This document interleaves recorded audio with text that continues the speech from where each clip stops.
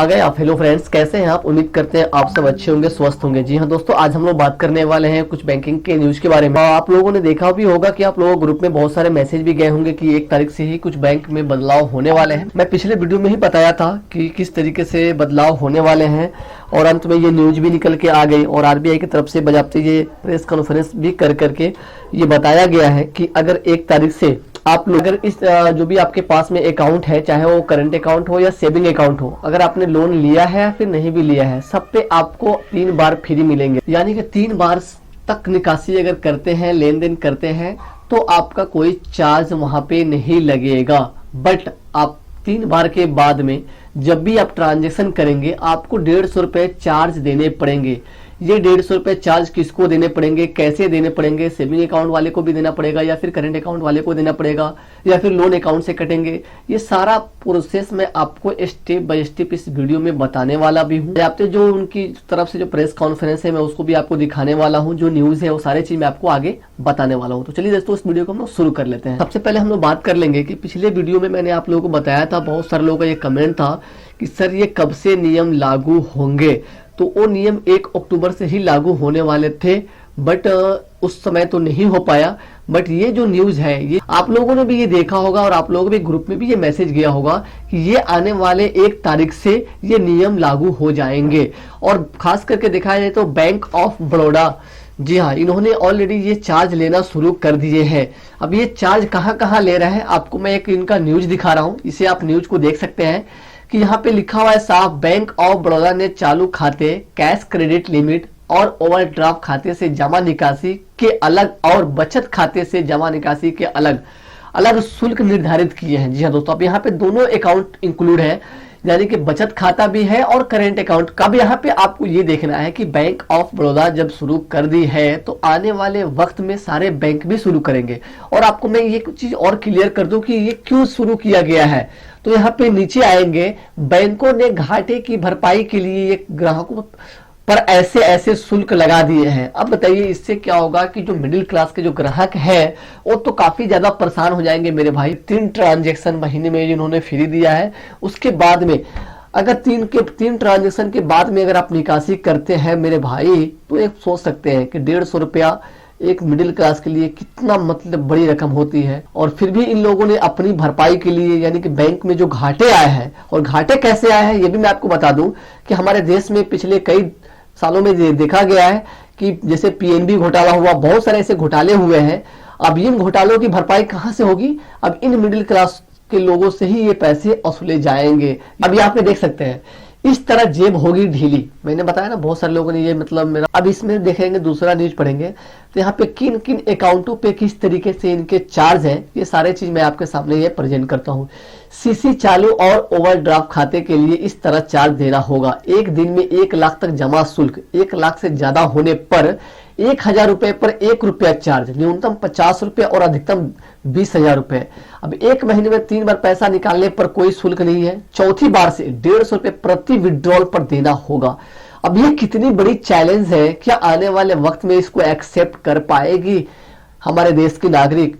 ये तो आने वाला वक्त ही बताएगा। बट हमें नहीं लगता कि ये इतने बड़े रकम को पे करने के लिए कोई भी ग्राहक तैयार होगा। कहीं ना कहीं ये बैंकिंग सेक्टर में ये लूट मचा रखे हैं इन गरीबों को, इन मिडिल क्लास के लोगों को। यार ये बताओ, किसी के घर में मजबूरी हो, इमरजेंसी हो, तो क्या वो 3 बार के बाद पैसे नहीं निकालेंगे? हाँ, एक बात और मैं क्लियर कर दूं कि अगर आप एटीएम के द्वारा भी पैसे या कहीं से भी पैसे निकासी करते हैं तो ये चार्ज ऑटोमेटिक आपके अकाउंट से कट जाएंगे। जी हाँ दोस्तों, और यहाँ पे एक चीज और बता दें, बचत खाते, बहुत सारे लोग ये कहेंगे क्या सर ये करंट अकाउंट के भी इस तरह से हालात हो सकते हैं? तो ये सारे न्यूज है, ये सारे अकाउंट पे ही भी लागू होते हैं। 3 बार जमा शुल्क, चौथी बार से लेन देन जो भी 40 रुपए हर बार, महीने में 3 बार खाते से पैसा निकालने पर कोई शुल्क नहीं है। चौथी बार पैसा निकालने पर देना होगा 100 रुपए बार हर बार। वरिष्ठ नागरिकों को कोई छूट नहीं मिलेगी। अब यहाँ पे बताइए, हमारे देश में क्या होता था कि वरिष्ठ नागरिकों के लिए अलग से काउंटर दी जाती है, अलग से हर एक सुविधा उनको दी जाती है। बट यहाँ पे ये क्या लिखा हुआ है, वरिष्ठ नागरिकों को कोई छूट नहीं मिलेगी।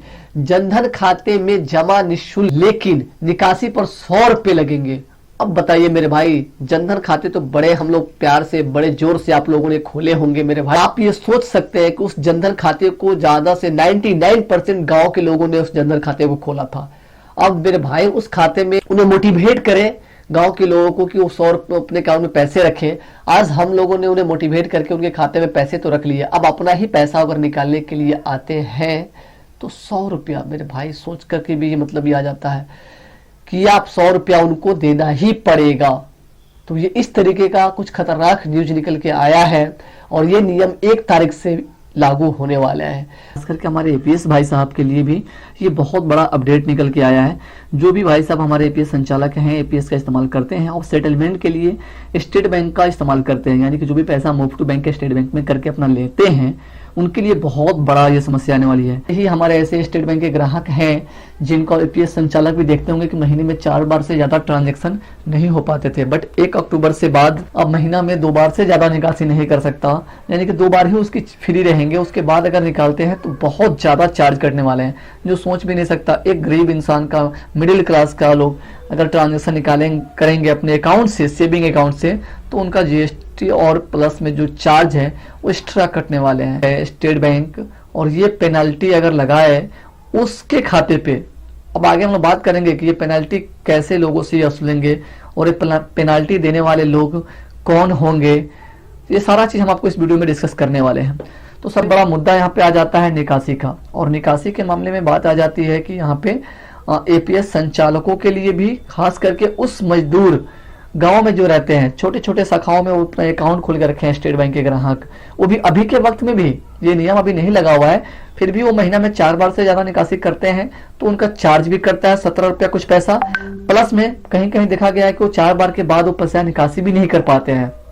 बट ये 1 तारीख के बाद से ये और भी बहुत बड़ा उनके सामने ये समस्या खड़ी होने वाली है। सकते हैं कि कितना बड़ा नुकसान एक सेविंग, एक बिल्कुल लोअर क्लास के, मिडिल क्लास के लोगों के साथ ये कितना बड़ा नुकसान होने वाला है। और हम रुकिए, अगर आप एपीएस संचालक हैं तो आपके लिए भी बहुत महत्वपूर्ण जानकारी है। ये बात आपको भी जाननी पड़ेगी कि अगर आप सेटलमेंट लेते हैं स्टेट बैंक से, वो आपको क्या नुकसान होगा, उसको भी आपको ध्यान से सुनना है। यहाँ तक कि हमारे एपीएस संचालक हैं, गांव गांव तक ये सुविधा पहुंचाते हैं, गांव गांव तक पैसे की निकासी करके लोगों तक ये मदद पहुंचाते हैं।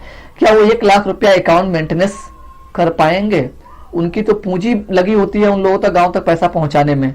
अगर अकाउंट मेंटेनेंस करने लगे तो पता चला कि उनकी जो भी मतलब काम करते हैं उनकी भी दुकान बंद हो जाएगी।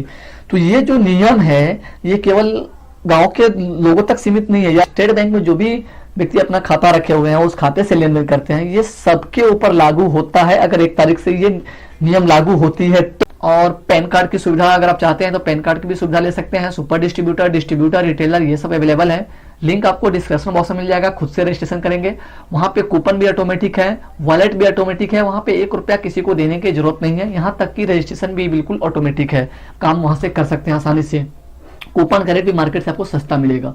तो ये छोटी सी जानकारी थी, मैं सोचा आपके साथ शेयर करूं। आई होप दोस्तों की जानकारी आप सबों को अच्छा लगा है। अगर किसी तरीके का आप लोगों को जानकारी हो तो आप कमेंट बॉक्स में कमेंट कर सकते हैं, ताकि बहुत सारे हमारे ऐसे साथी हैं जो ये समझ सके, जान सके कि क्या जो ये बदलाव हो रहा है ये सच में स्टेट बैंक में बदलाव हो रहा है ना हो। तो ये छोटी सी जानकारी थी, मैं सोचा आपके साथ शेयर करूं। आई होप दोस्तों की जानकारी आप सबों को अच्छी लगी तो चैनल को सब्सक्राइब, लाइक, शेयर जरूर करें। Okay, thank you, best of luck, see you again.